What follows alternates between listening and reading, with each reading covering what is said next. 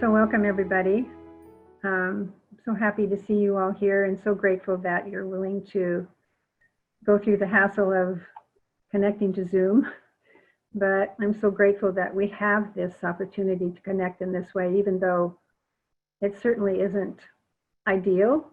You know, it's very weird to be holding a ceremony, talking to a computer, but at least we have some way to connect with one another. And I want to start by saying tonight that it doesn't feel right to me, to where I am in my heart, to carry on business as usual with all that's going on in our country and in the world. So I just want to take a moment to kind of speak to and acknowledge what's happening so that we can be present to that. My sense is that all of us, to some degree or another, are feeling this sort of underlying fear around the pandemic. It may not be a great deal of fear. We may have, managed it fairly well, but I think it's there somewhere within us because the threat is real. And now we have the protests and the violence and the injustice and the video of watching a man be murdered, all over the world, people seeing that.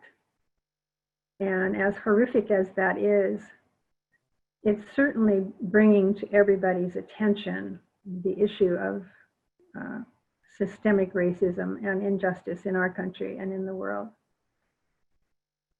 So I know that there must, that video and what's going on right now in our cities must trigger a lot of feelings with all of us, fear, anger, sadness, grief, despair. And,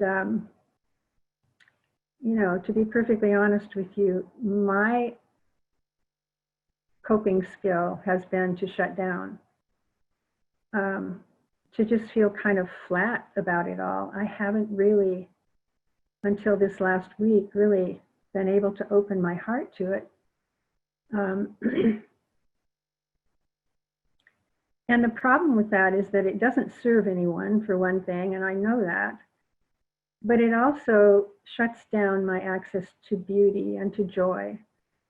And so as soon as I recognized what was happening, I made a conscious decision to try to begin to open my heart to the pain and the suffering in the world. And I did that by watching a little bit of the news, which I hadn't watched for a long time, and just reading the last words of George Floyd calling out for his mom just broke my heart. So I'm grateful that I'm starting to feel things.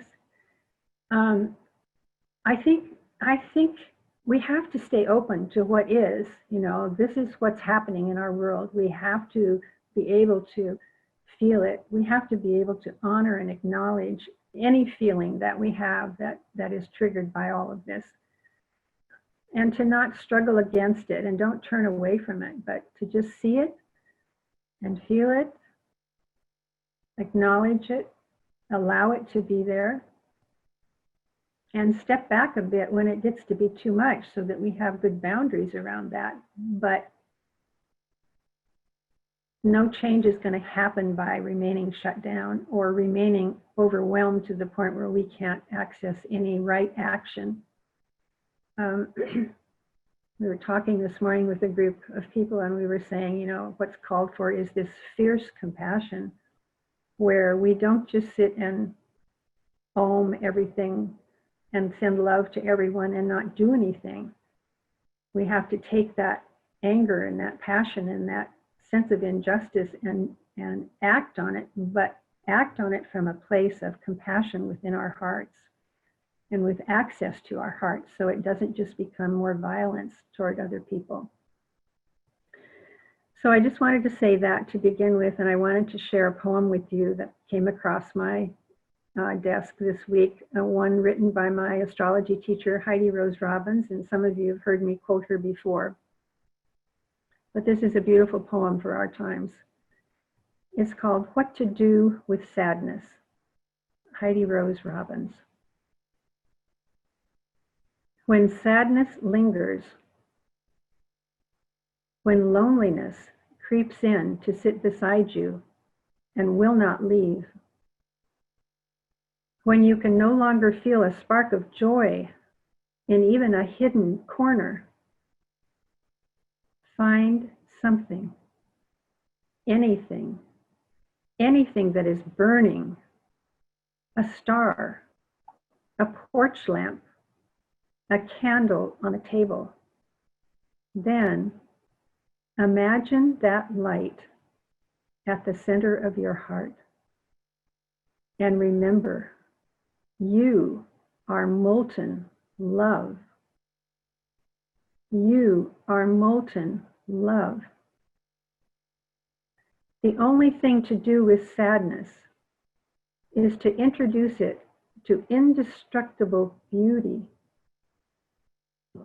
to the flame of love present in every living thing. Start with a morning glory or a sparrow. Start with the spirited eyes of the woman who serves you coffee. Start with a poem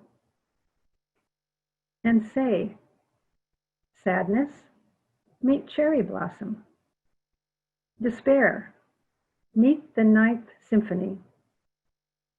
Grief, meet the eyes of a child. And then be very, very quiet and let them converse for a time.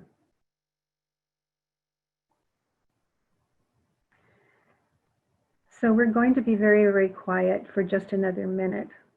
And I want to invite you to let whatever feelings that you're experiencing just rest in your heart.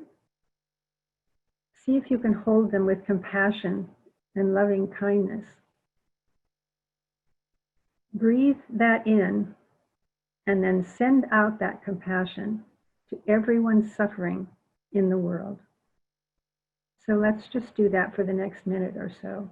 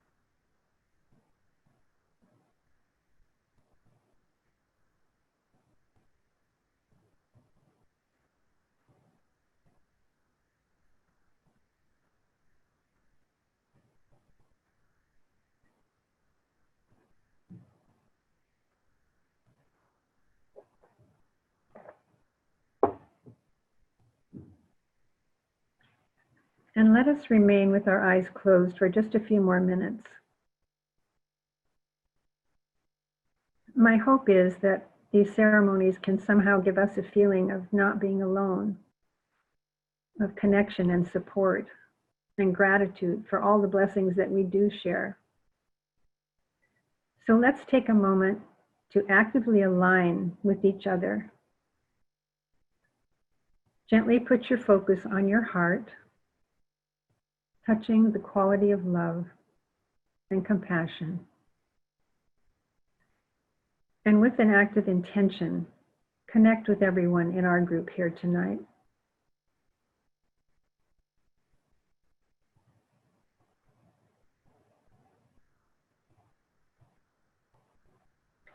Feel the love circling around our group.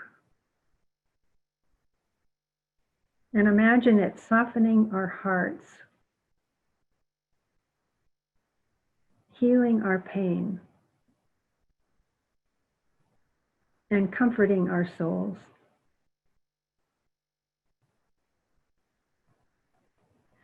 Then see it come together to form a powerful vortex of magnetic energy.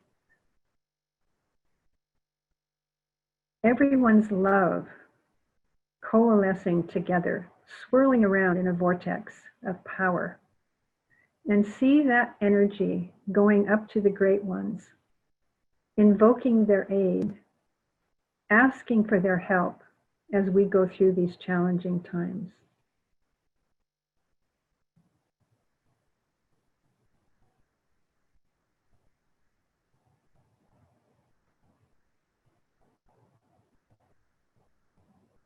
We are told that if our magnetic appeal is strong enough, it can reach all the way up to God.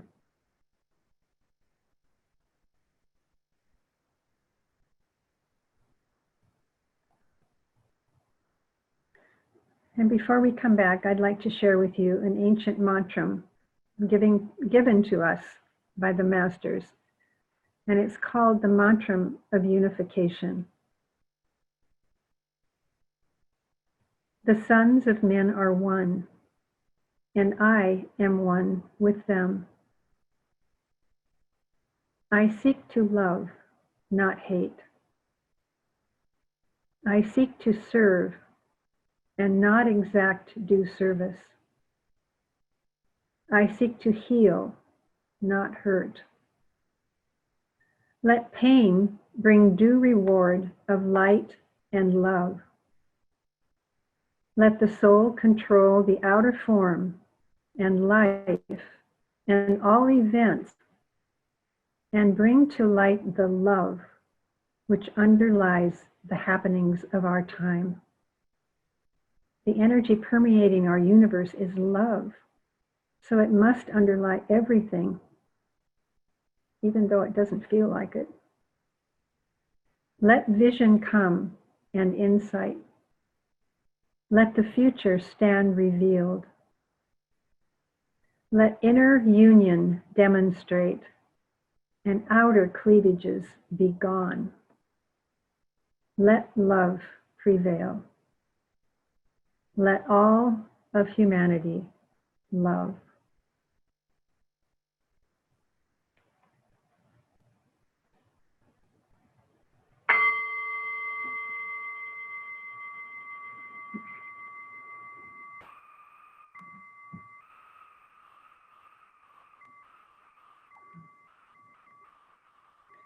So take a moment now and just feel your body and shift your mental focus from a meditative place to a place of openness and alertness now, as we're going to talk a little more concretely. So we have a lot of ground to cover tonight because, as you know, obviously we're celebrating the full moon in the sign of Gemini and Sagittarius, and the exact moment of that happening will be 12:20 tomorrow morning, followed by a lunar eclipse at 12:23. So we have to talk about those two things, and then we're also celebrating the last of the 3 spring festivals.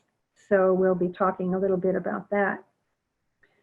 So I'm going to start by describing Gemini and Sagittarius and giving you a little idea of their energy. And Lillian, thank you for putting that graphic up on the screen. That's wonderful.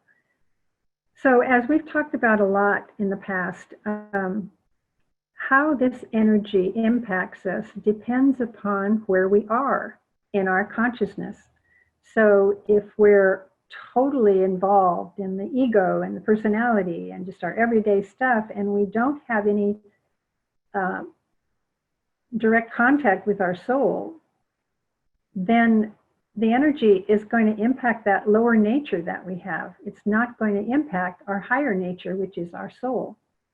So it's one of the reasons that we spend time preparing every month, so that we can, you know, give ourselves a little extra time in meditation, or do whatever we need to do to raise our vibrations up, so that at the moment of the full moon, when those energies descend, they can stimulate the highest what that is within us. The highest qualities of our soul can emerge and can be used in a more productive way than having it just stimulate our personalities or our egos. So the symbol of Gemini, as you can see, two pillars connected by a wavy line. And those two pillars relate to the fact that Gemini is most associated with duality, with the opposites, with polarities. And the wavy line in the top is sort of the connecting force. So sometimes they're called the twin brothers because one can represent life and one can represent immortality. It's not a harmonious polarity. They're often quarreling, these two brothers, these two twins. It represents the forces of conflict. You know, these two polarities have different agendas, and it can represent the struggle that we have with our personalities, within our personalities. It can represent the duality of the personality and the soul. The Gemini personality really revels in differences of opinion, discourse, and arguments just for the sake of arguing. They always see things in their polarities. It's an air sign ruled by Mercury. One of the rulers is Mercury, called the messenger of the gods. And it's one of the most changeable signs in the entire zodiac. And for this reason, the Gemini personality, may not be the one that's most trustworthy, because they can change their mind at the slightest shift in the breeze. I mean, they're just here, there, and everywhere. They're usually not very reliable negotiators or partners because of this evasive sort of thought process that they have. They're often known to have a quick mind. They're intellectual, they're creative, they're adaptable, they're curious, they're interested in everything. They love to go around and gather information and disseminate information and gather just whatever sparks their interest. They're stimulated by everything in their environment, so they're here, there, and everywhere. And so they may have trouble finishing things because they're so easily distracted and so easily drawn into all these different interests that they have. Their curiosity really is an important fact of their energy. They flit from one thing to another. But once the soul begins to make its impact, once the soul begins to touch that personality, through many lives of experience, understanding begins to shine through this mind. And then he can become a distributor of the truth and be a seeker of resolution of conflict. Because with the impact of the soul, the other ruling planet is Venus. And Venus comes into play once the soul is contacted. And Venus infuses that personality with love. She stimulates the personality to do good in the world. She is the unifying force of those two polarities. She synthesizes, brings them together, joins them in a harmonious relationship. The knowledge that the Gemini personality gathered over so many lifetimes is now turned into wisdom, because he has gained a certain degree of understanding and a bit ability to understand. And now he's able to see the higher vision, the bigger picture, how everything is connected. And he begins to become inclusive in his outlook. So some questions that you might want to ponder this month. Just look inside and see if there's a battle going on within your personality. Is there any struggle going on there with your ego? Are you at war with yourself in any way? Perhaps there's a duality, a struggle going on between hope and despair, between love and fear, between reactivity versus fierce compassion. So spend some time this month, if you have the inclination to do that, to just look inside and see where there's struggle, and see if you can identify the different polarities Usually we're identified with one polarity or the other. So the question becomes, how do we bring that other polarity into balance? And then, how can you bring the energy of love, the energy of Venus, into that war, into that struggle, to unite the opposing forces? So there's a quote from the Tao that I'd like to read for you, that it really summarizes the whole Gemini energy. The place where the this and the that are not opposed to each other is called the pivot of the Tao. When we find this pivot, we find ourselves at the center of the circle. And here we sit, serene, while yes and no keep chasing each other around the circumference endlessly. So can we imagine ourselves at the center of the circle, solid and serene, watching the endless yeses and nos chasing each other around the circle? I mean, this is our world right now, yes? All these external forces circling around, creating confusion and fear and uncertainty. And our job, I think, during this chaotic time is to sit ourselves in the center, to find that center and sit there while all the yeses and nos chase each other around the circle. Now, the opposite sign to Gemini is Sagittarius, and Sagittarius is a very different energy than Gemini. For one thing, it's a fire sign, so it has a lot of passion and a lot of drive. Sagittarius, if you'll remember, follows Scorpio in the zodiac. Scorpio, if you recall, goes into the underground to fight off the nine-headed Hydra. And after it has resolved and transformed some of those conflicts, it emerges into the sign of Sagittarius. And we've sort of talked about from time to time how one sign sort of moves itself into the next sign, developmentally almost. So Scorpio comes out from the underground, and Sagittarius, because the slate has been sort of wiped clean, at least to some degree, Sagittarius is now able to envision a goal. And he's very one-pointed in his pursuit of that goal. And the symbol for Sagittarius is the archer with his bow strung back like that. And he points his arrow, and with accurate precision, that arrow goes right to his goal. But then he sees that goal, he reaches that goal, and then he sees another. So the Sagittarius personality is very dedicated, determined, one-pointed, one-directed, and just sees the goal and just goes on that path without deviation. You might say they even have tunnel vision because they don't really see anything but that goal. So can you see how Gemini and Sagittarius might need one another? I mean, Gemini's all over the place, here, there, and everywhere, and Sagittarius is like straight ahead. So Sagittarius can get rigid and can get sort of morally arrogant because he sees his goal and he thinks that everybody should be working toward that goal. Gemini comes in and says, wait a minute, there's a lot more out here to look at. Don't get stuck in just that one-pointed visionary effect, visionary perspective. So Gemini can call on Sagittarius when it gets too scattered and it needs to be able to see a goal and to follow it through to completion. So, I mean, it's interesting to think about this month within yourself. You know, where are you feeling scattered? Where are you feeling like, oh, you can't settle anywhere and there's nothing that's clear and you just go from one thing to the other?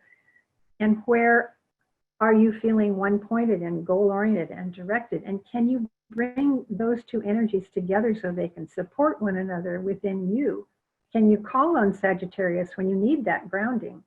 One of the rulers of Sagittarius is the earth, and so it's a very grounded sign.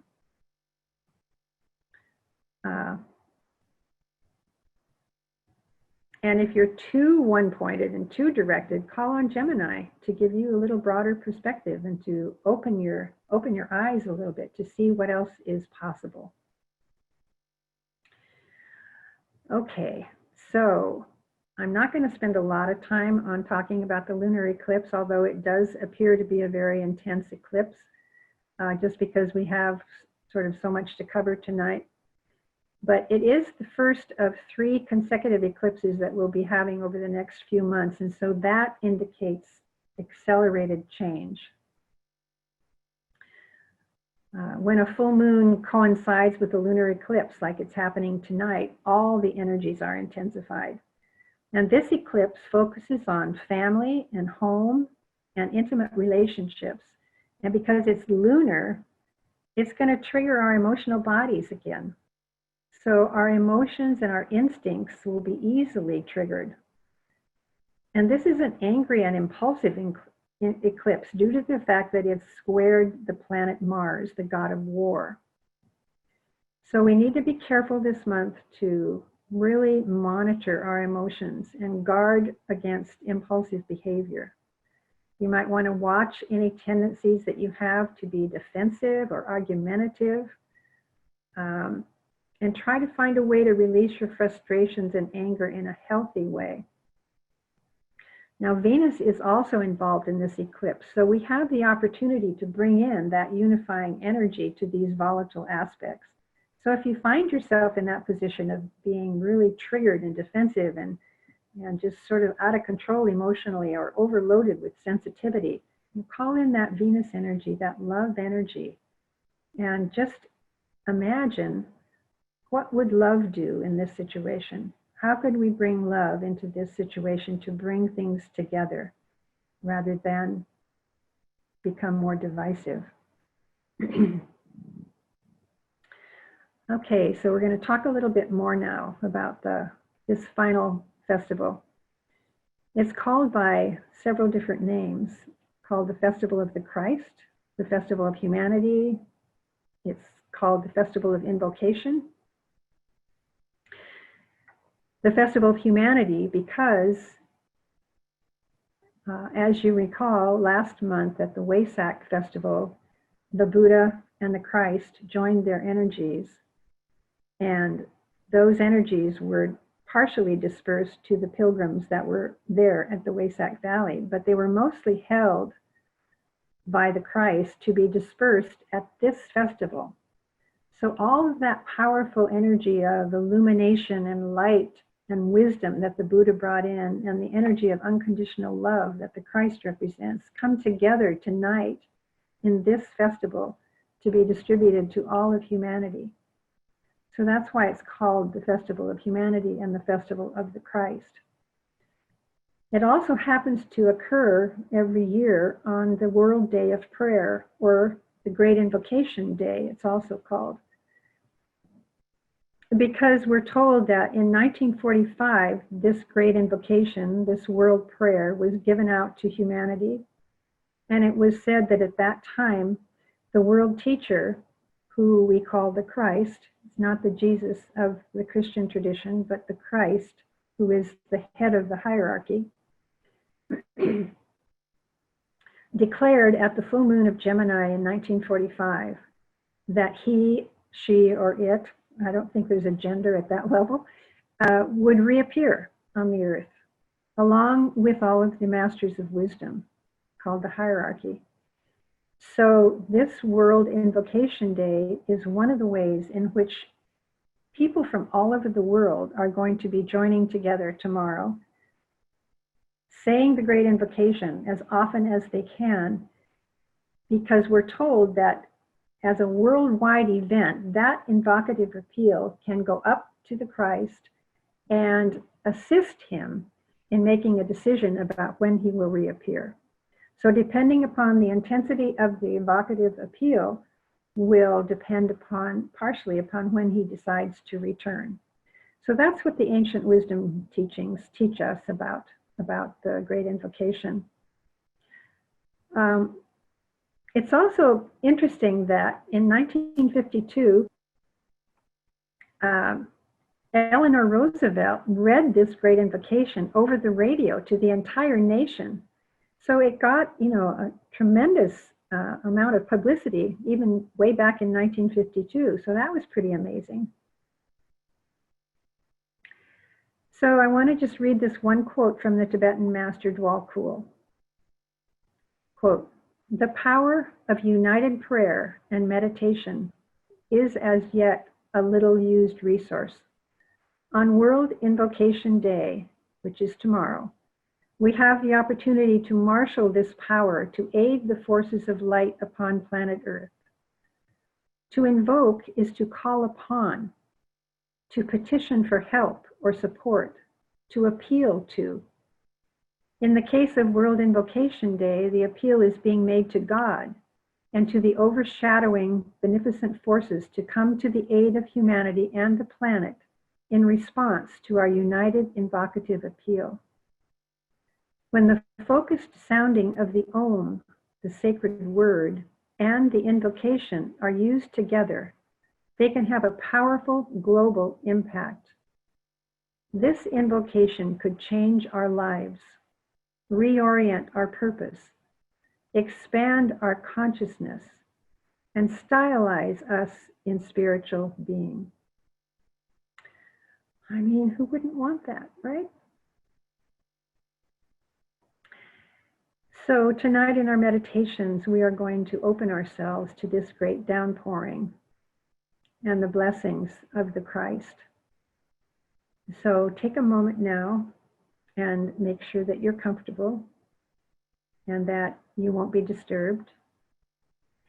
And Lillian is going to put an image up on the screen that you can look at as we're doing this meditation, or not, but it's there for you if you would like to watch it or see it. Sometimes people have a easier time meditating if they're looking at an image, so I just offered that to you for your use if you choose to use it.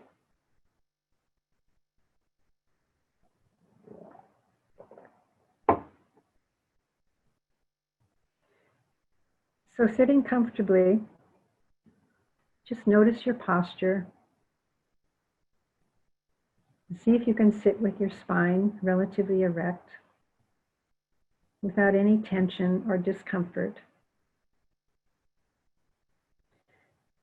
And begin, as always, by taking a few deep cleansing breaths.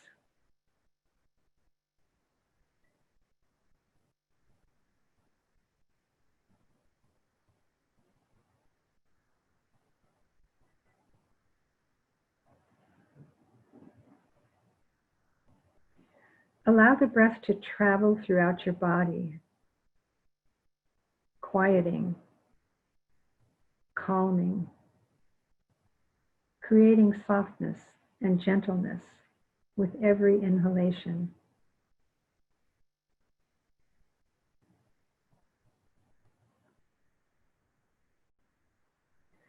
Let this life breath help you to come home into the body, to settle, to relax.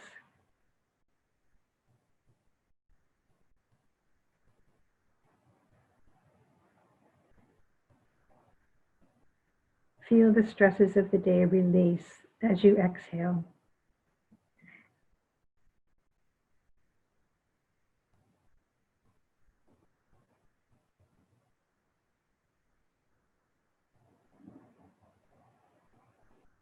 Now imagine that the color violet is filling the room. This is the color of Gemini. Breathe it into your heart and allow it to open your heart so that you are receptive to the downpouring of love that will occur as we invoke these energies of Gemini.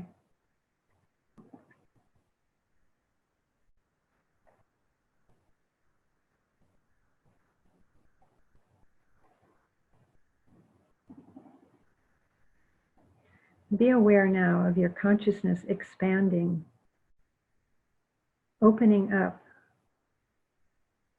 reaching up to the spiritual realms.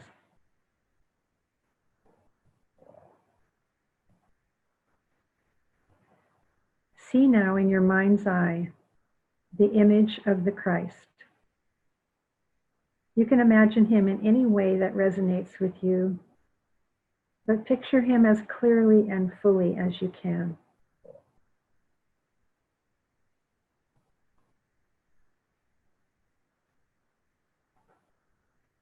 Become aware of the energy of love that emanates from his being and align yourself to that energy. Feel it enter your body, filling every cell with love.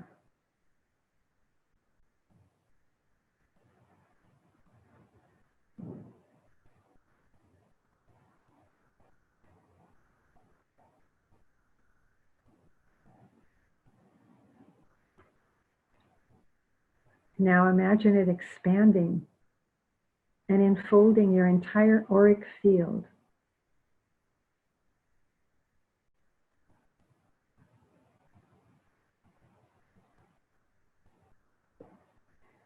Then, with a conscious act of focused will, send forth your appeal, your demand that the Christ release the energies of love throughout the planet.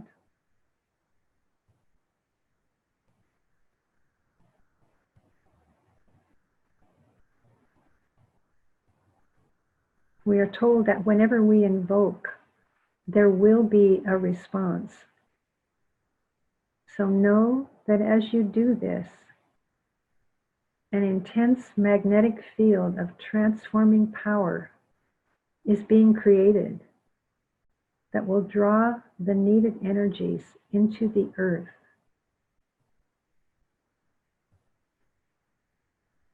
Be open and receptive now to these powerful energies.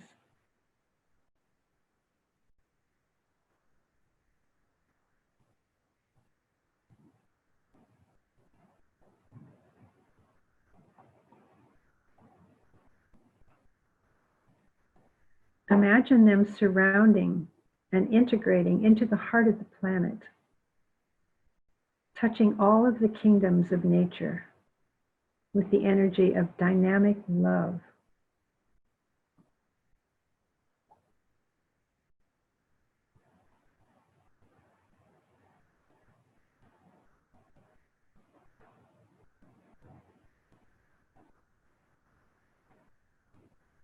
Imagine now that the love is again filling you, irradiating your entire body.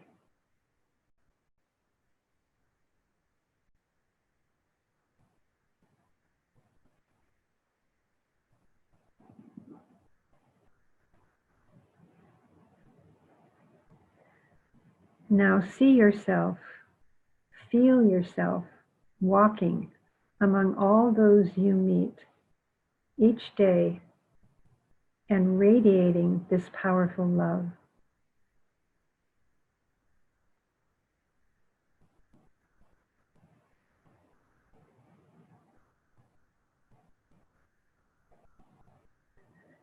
See it manifest in the world through your radiation.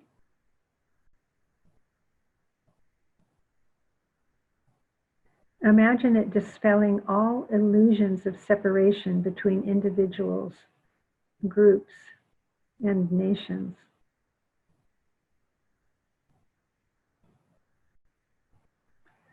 And watch as it heals our planet.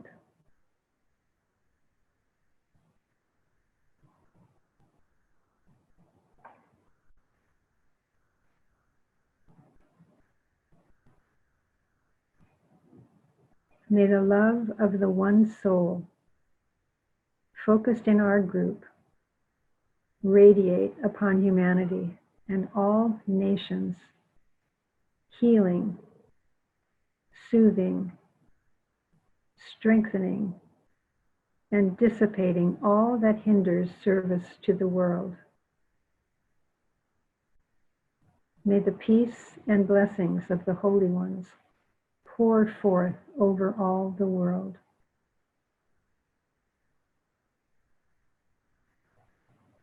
May all beings be safe. May all beings be free from suffering. May all beings remember the beauty of their own true nature. May all beings be filled with loving kindness. May all beings be at peace.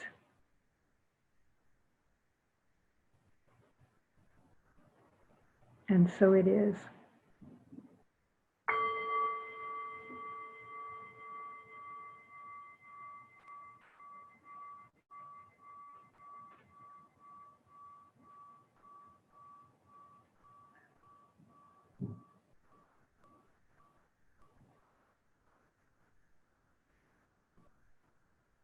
So bring yourselves gently back.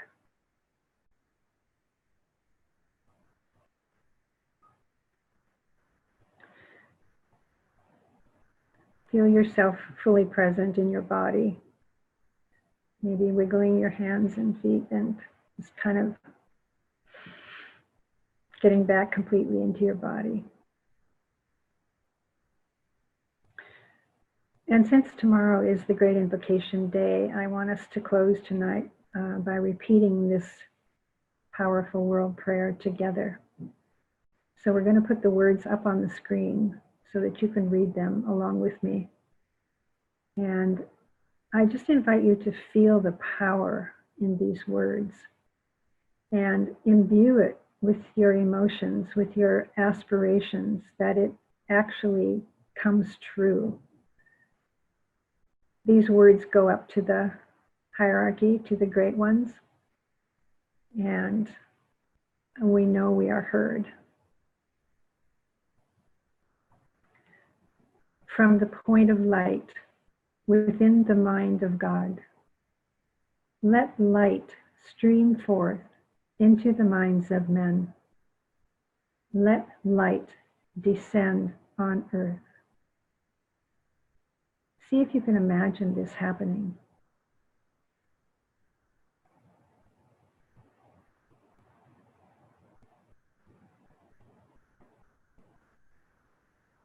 From the point of love within the heart of God, let love stream forth into the hearts of men.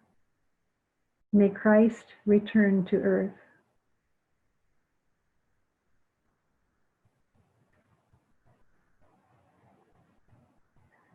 From the center where the will of God is known, let purpose guide the little wills of men, the purpose which the masters know and serve.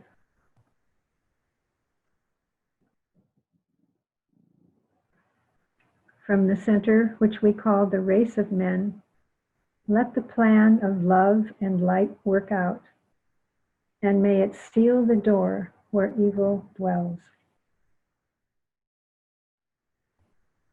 Let light and love and power restore the plan on earth. Om.